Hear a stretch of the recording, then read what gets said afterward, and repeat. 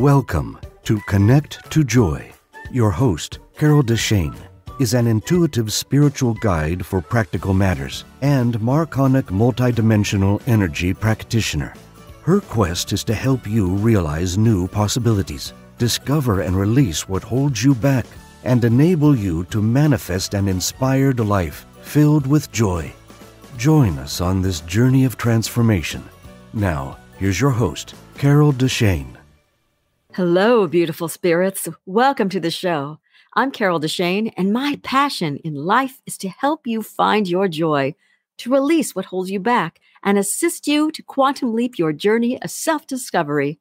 I'm an intuitive, certified in life and business coaching, and a multidimensional energy light worker.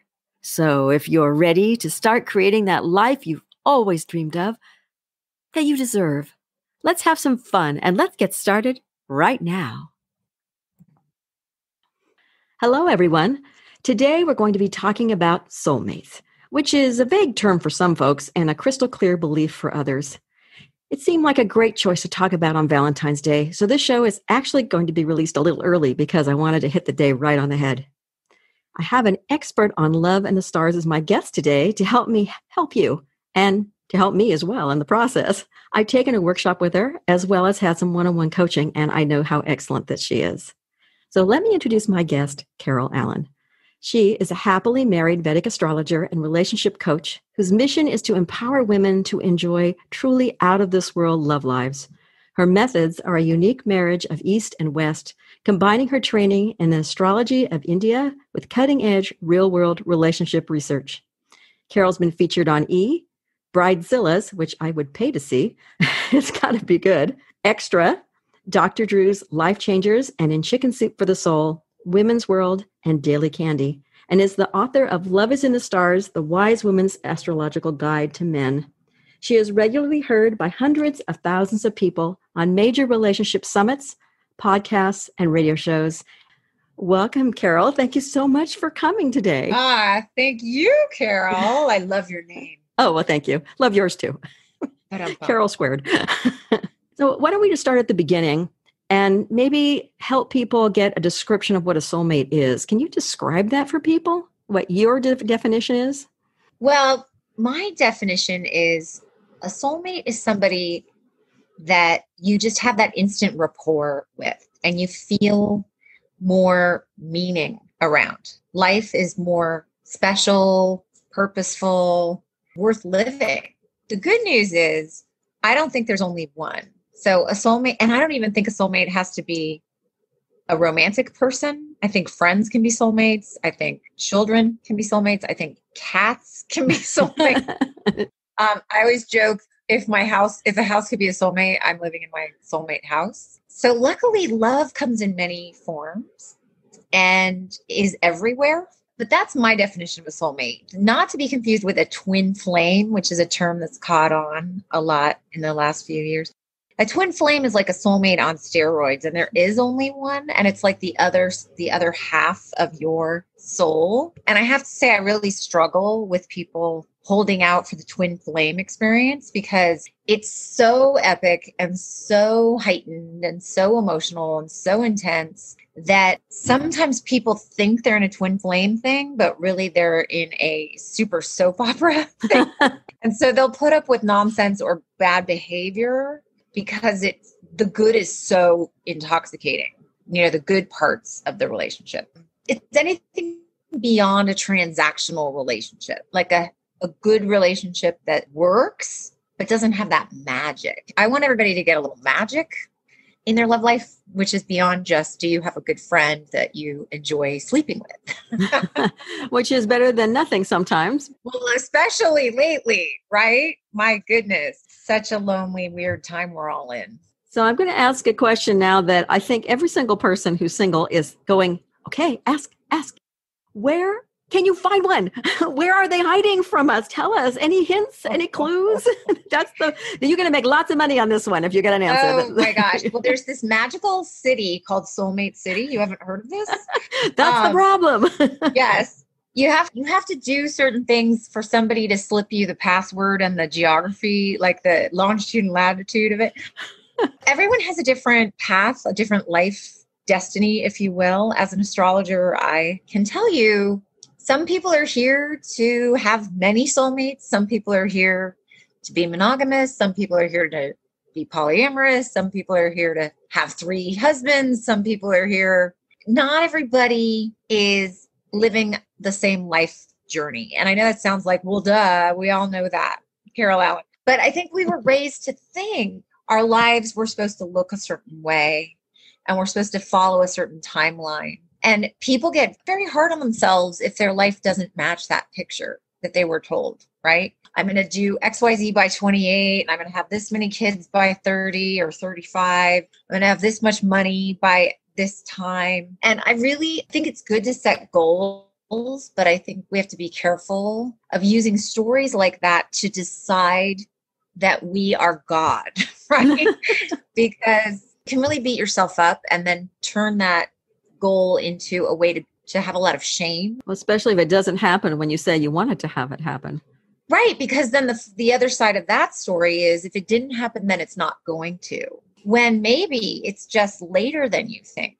And I will tell you, as an astrologer, I have seen repeatedly that at least 50% of the population are what I call late bloomers in love. And late bloomers in love. That would be me. So I raised my hand and nobody could see it. Nice. Yes. Late bloomers in love don't get the picket fence and the golden retriever and the partner by 27, right? It's more like the second half of life. And so what I always want to say to everyone is every day is a new day. If you have a dream and it hasn't arrived yet, if you're still here and you still have that dream, who knows, right? Keep suiting up and showing up, keep believing, and keep making that effort because you only have this one precious life as you. You know, you might come back again as somebody else, but right now you're you and you just never know. And astrology is really exciting because we go through seasons and cycles that cover the lifespan. And sometimes you're in what are called blocked love times. And then sometimes you're in times that are really supportive and conducive for love. And then it has nothing to do with your age. You can be, my grandmother had her greatest marriage in her 70s, right? So, you just never know. So again, don't decide you're God and and all you have to do is ask yourself, do I still want this? And it's okay if you don't, right? Because not everybody's life path is that. And if you don't want it, no problem. We were just saying love comes in all kinds of forms, but do try to have a life full of love and a life full of soulmates for sure. And do give yourself that permission to live at what I call the level of love. And living at the level of love is when you really make sure intentionally that you love your life, right? So take stock of your life. Do you love your job? Do you love your home? Do you love your friends? Do you love how you spend your time? And if too many of those answers are no, or like 5 out of a scale of 1 to 10, then it's time to make some changes. And it's time to at least bring in small things like take a bath every day or watch something that makes your heart sing or get back into an activity or a hobby that you loved as a kid that you've been too busy for since. And when we start living at the level of love, that's when we're the most magnetic to others. And that's when we're the most likely to bring in that soulmate person into our lives. Yeah. And I was just going to say that if you can live in spite of not having somebody, still find that love for yourself and for whatever you're doing. And that's exactly what you were saying. So I was like, good. Yep. I agree. She's got it right on the nose for me. Yes. I know that you helped me. Somebody actually asked me specifically to ask you this question. So I'm going to, and I don't know if you're still doing this, but you would help me because so many people are internet dating and you would help me. And I don't know if you're still doing those sessions with people. I am. You are? Yes. Okay. So this is something I don't think is on your website specifically that I saw. Right. Anyway, she helped me. I had to spend an hour with her and I'm telling them because I can say with you. And thank you. She helped me figure out what pictures to use and gave me all sorts of recommendations on the bio and helped me look at it and, shift it and move it around. And it actually brought me a lot more responses for a while until I had to change it around some more later because people got used to it or I went on a different website for a while. So is there anything that you like just a few maybe quick tips you could give people? Because that was like Tell her, ask her that one. Because there's like a number of people actually Yeah, said that. honestly, I have had so much fun with this. This has been really rewarding because I have to say, sadly, most people turn to internet dating in a half-hearted manner. So they don't really bring their A game. They do it from pressure. They do it because they don't know how else to meet anybody. They do it as a last resort. They do it, but they don't really feel comfortable doing it. So everybody just kind of throws some pictures up and then kind of throws a little profile up. And I'm constantly shocked at how poorly, and I don't mean to sound critical, but at how poorly people represent themselves. And then what happens is, the thing that most people do is they write a profile where they sound like everybody else. They wrote a profile that's a bunch of lists. I like skiing, hiking, reading, going to the beach, sushi, concerts. Like everybody sounds the same, right? And then they choose pictures. The thing I see all the time, and you didn't do this, so good for you. People tend to post pictures where they're with a bunch of other people or they're with better looking friends, right? Or they post pictures where they're in puffy jackets where they look fat and they're not. Or they post pictures where they're only wearing sunglasses. Or they do really bad selfies where they're not looking into the camera. They're looking at their own image. So the viewer has the experience of the person looking at their Adam's apple, right? Like they don't create eye contact with the viewer. And it's a subtle thing, but you really want to make the person looking at your photos and looking at your profile, you want to make them feel a connection with you.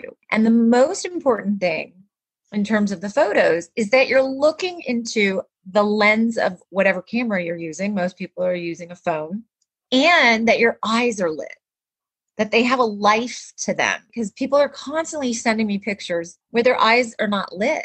And so they don't have that sparkle, right? They don't have that sort of energy about them. And then what I see all the time is people taking photos of themselves in the mirror. So the photo is of you looking at the phone, looking at the mirror. It's like, they're so bad. So I don't mean to be critical, but I'm here to tell you, if you think internet dating doesn't work, most likely it's because you're not working it. You're not doing what works. So that's the first thing, is you want photos where your eyes are lit, where you're looking at the lens, where you're alone. Match.com actually did a big study, and they have all sorts of data on what works in terms of photos and profiles. And they said, if you don't have a body shot, like a full body shot, this is another thing people do, is they just have a headshot. If you don't show your body, you're going to get way less engagement, because people are going to assume that you're hiding something, right? Something's wrong with your body. Like you're super short, you're really awkward, you have a hunchback, who knows what they think, right? But so you want a body shot, you want a headshot and a body shot, and then you want to be the star of your pictures. What I find again and again is people make what they're doing or where they are the star of their pictures. So then their pictures actually look like travel photos, a client of mine, it was so cute. She showed me her photos, and her profile shot was of her holding a cup of tea. And then there was this kitchen behind her with all these appliances. It either looked like she was going to sell me a range, right? Like an oven, right?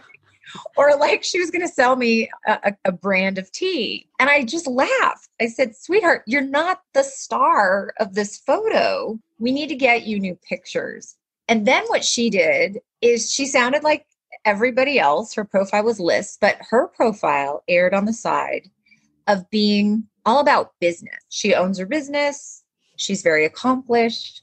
A lot of people don't realize you really want to connect from the heart with the viewer. So you want to think about, what kind of person am I looking for? And what is it that would speak to their heart, right? So this woman is very soulful, very spiritual, very full of joy. She's one of the kindest, most well-adjusted, most fun people I have ever met.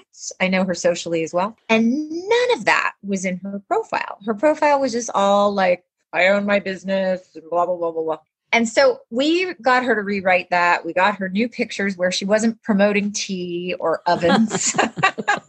And we got her to drop down into her heart and say things from a place of vulnerability and say things from a place of connection, making and using language. This is the other thing. You want to use language that's intimate. So you don't want to say looking for a man, or you want to say, if you're my man, here's what I can't wait to share with you. Using the words you and your create intimacy. The reader is suddenly envisioning, oh my gosh, I'm that man with you, instead of, oh, she's with some man, right? If you say looking for a man who, he's now thinking of you with a man, right? So you want to use intimate language. So anyway, we had her do all of that. And within 2 weeks, she met the love of her life, who she's been with now for 6 months. And I said to her, because her pictures were so much better.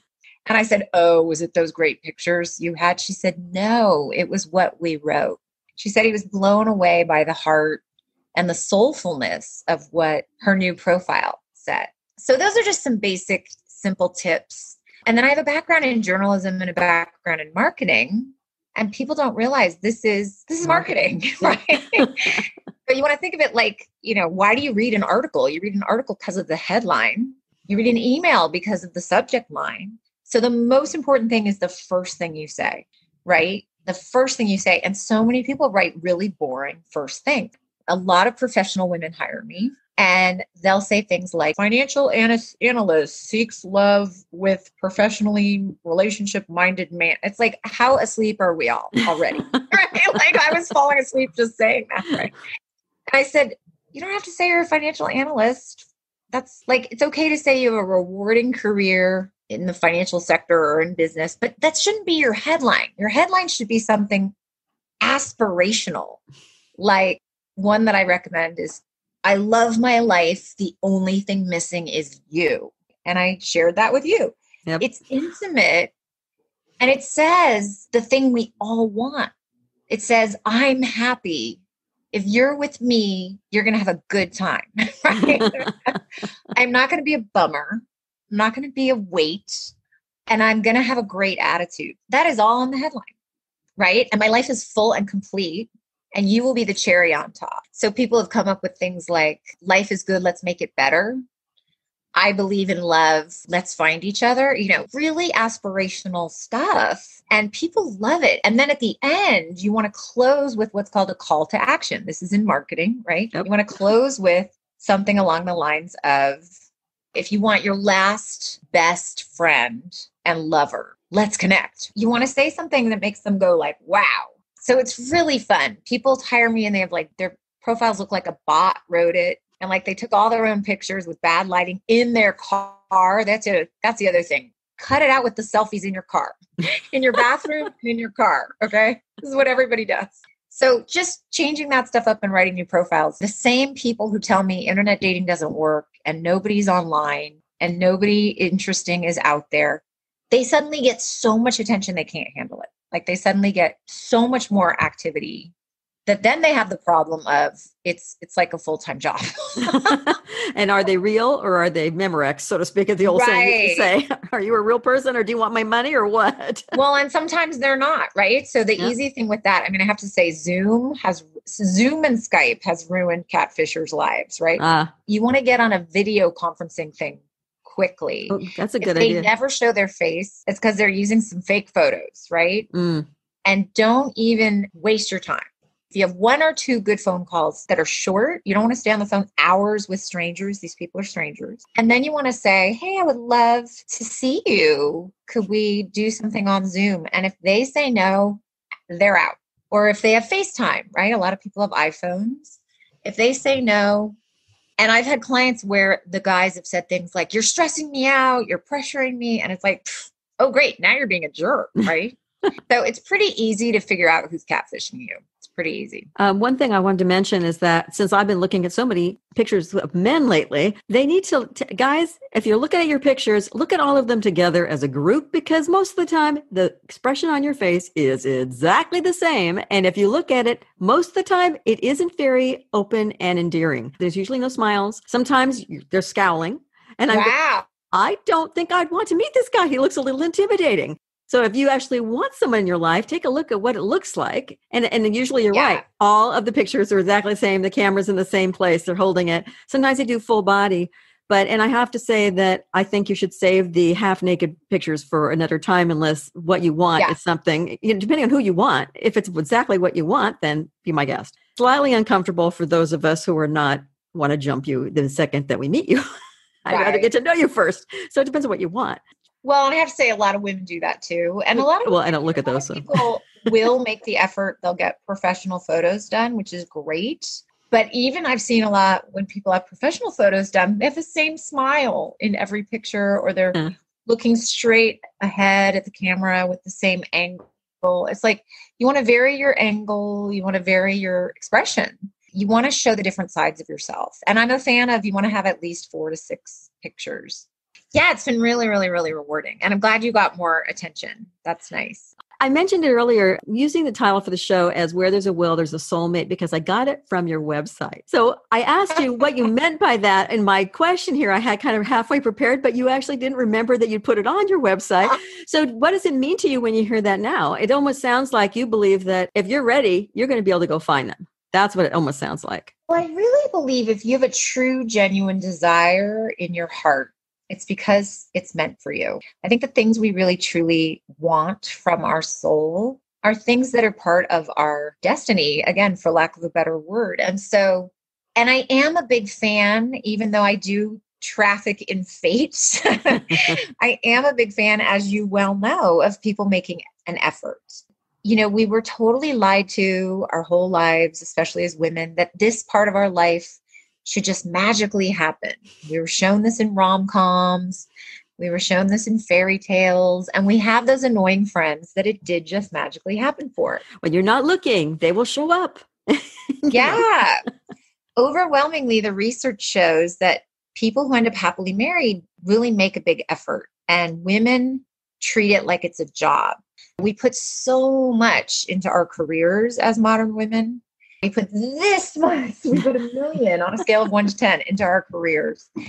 And we put like a 4 into our love lives. And I used to think, this used to confuse me. I used to think everybody said this was the most important thing to them, but then they didn't act like it.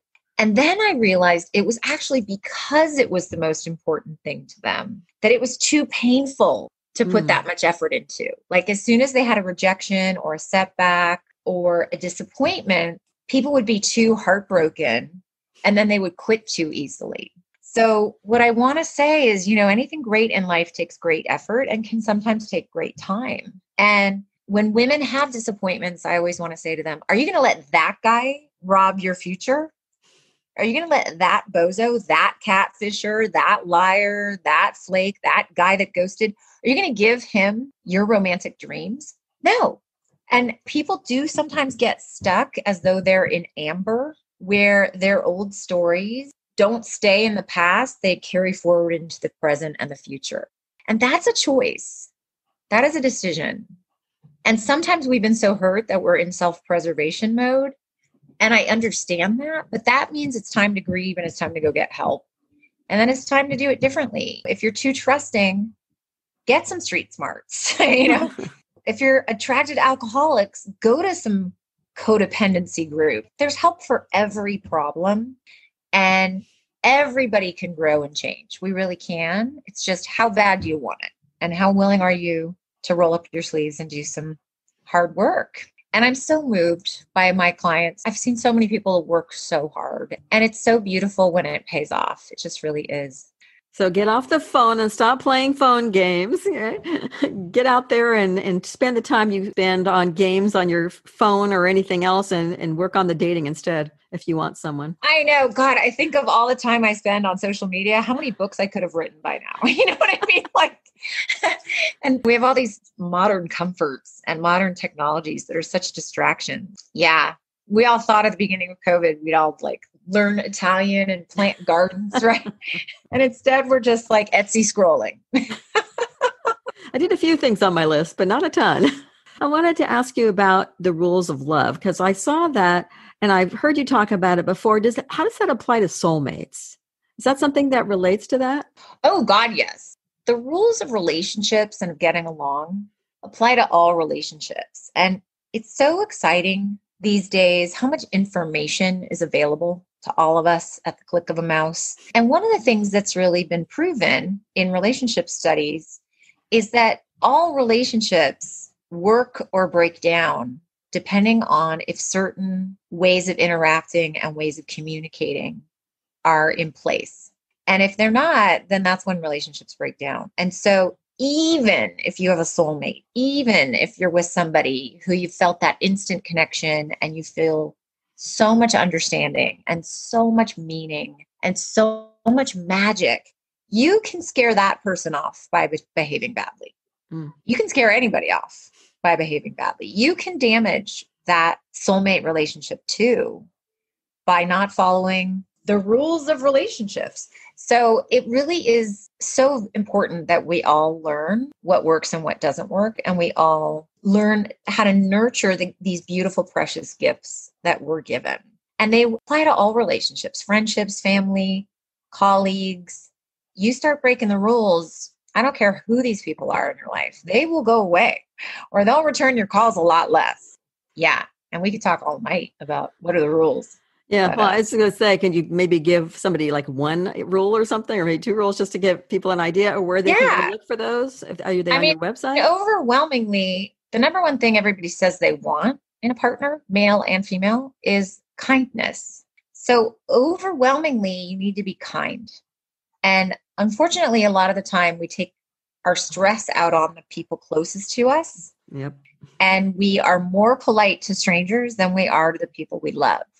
We think, well, I'm just going to be myself, right? I'm going to be completely who I am. And if the people that love me don't get the joke, then it's on them. No, it's on you.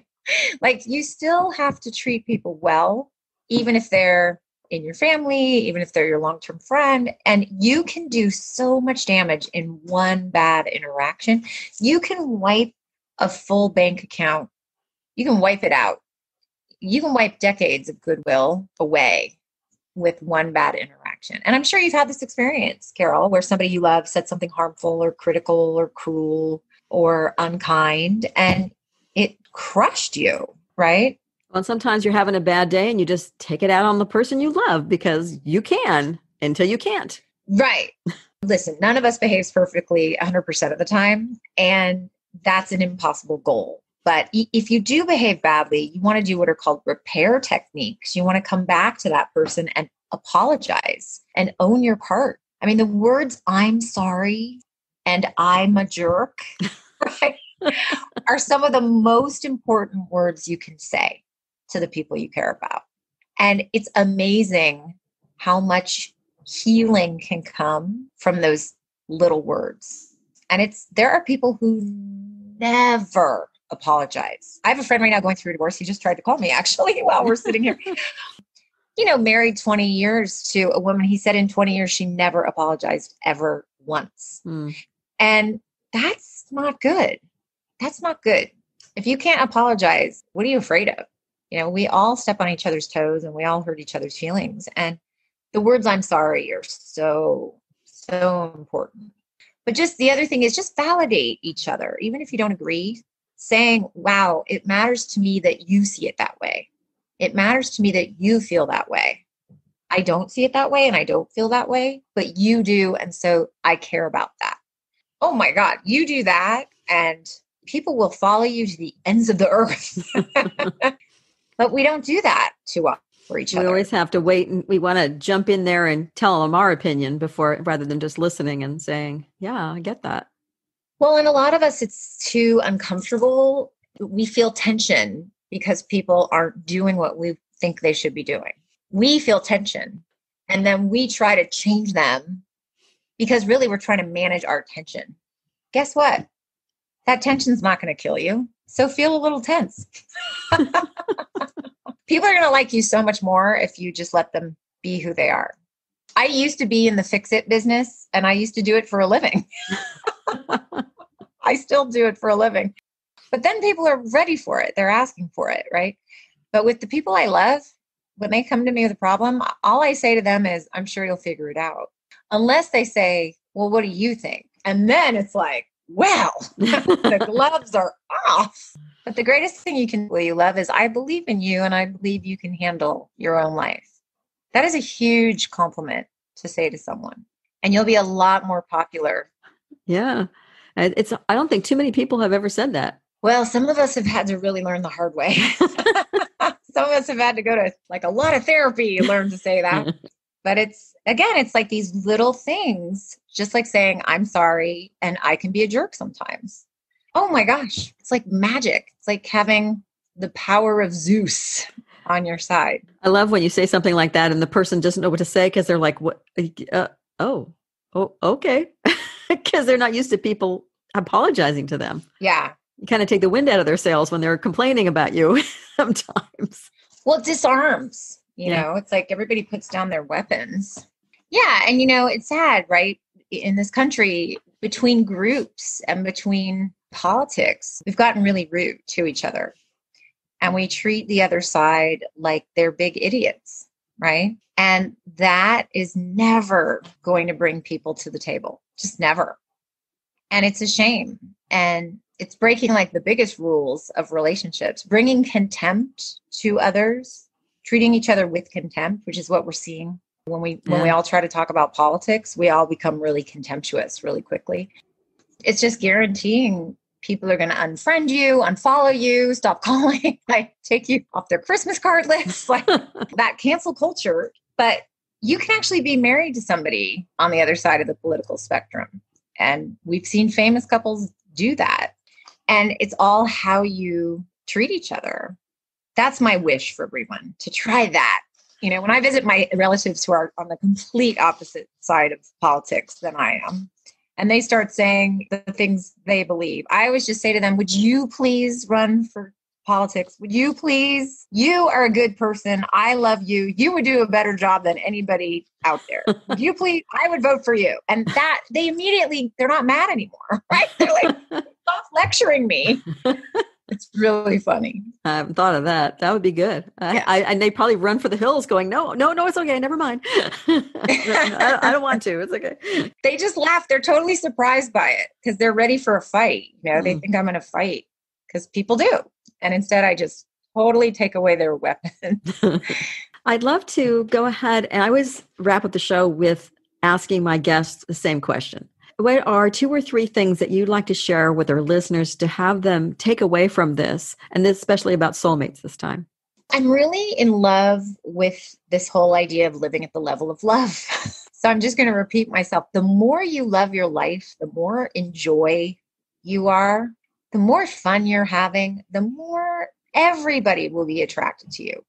People, dogs, old people, cats, like the more the world really is your oyster. I always make my clients watch that movie, I Feel Pretty, with Amy Schumer. I don't know if you've seen this movie. No, I haven't actually. Oh my gosh. Not like great cinema or anything. And I don't know if you're an Amy Schumer fan. Her stand-up is a little raunchy, right? But this movie is so darling. And in it, she's just an average Jane struggling in her life. And then she gets hit on the head, as they so often do in movies. And suddenly she thinks she's the most beautiful woman in the world. And it makes her so happy because she thinks that will give her everything that she wants. And in fact, it does. Not because she looks any different, not because she weighs any less, not because she has any better clothing.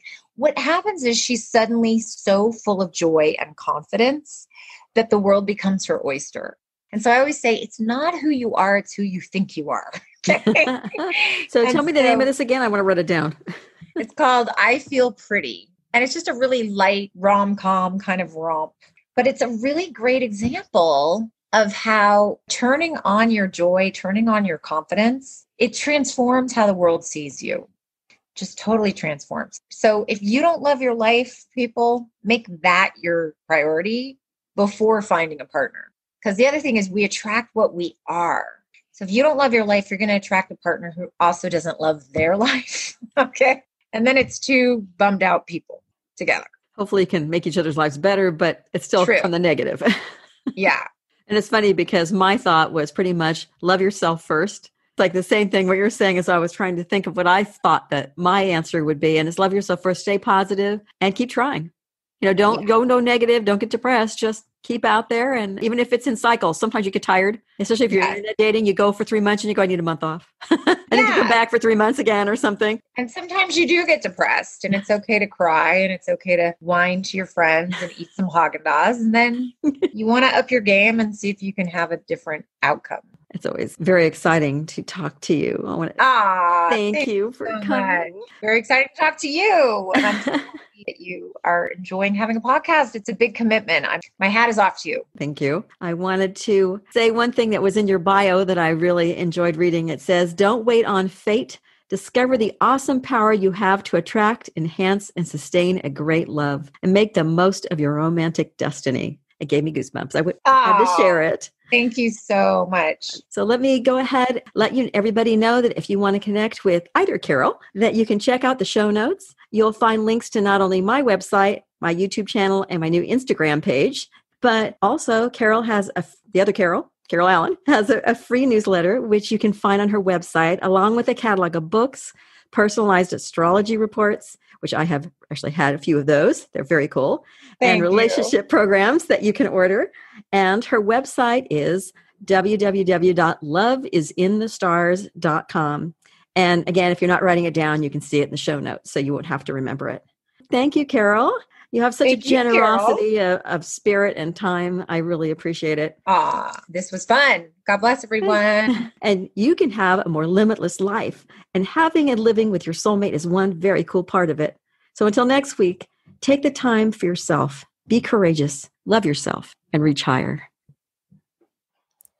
Thank you so much for joining me here today. If you love the show, make sure you rate, review, and share this podcast, and subscribe so you never miss an episode. Connect with me on Facebook or by email with questions and comments, ideas for future episodes, or if you would like to be a guest, give me a shout out and I'll send you an application. Until next week, remember, you are already enough to have that joyful, limitless life that you desire. Thank you for listening to Connect to Joy. If you love the show, make sure you rate, review, and share this podcast. And subscribe so you never miss an episode. Contact the host, Carol DeChaine, with questions and comments, ideas for future episodes, or if you would like to become a guest. And remember, transformation is a journey and not an end destination. So be kind to yourself, because you are already enough to have the joyful, limitless life that you desire.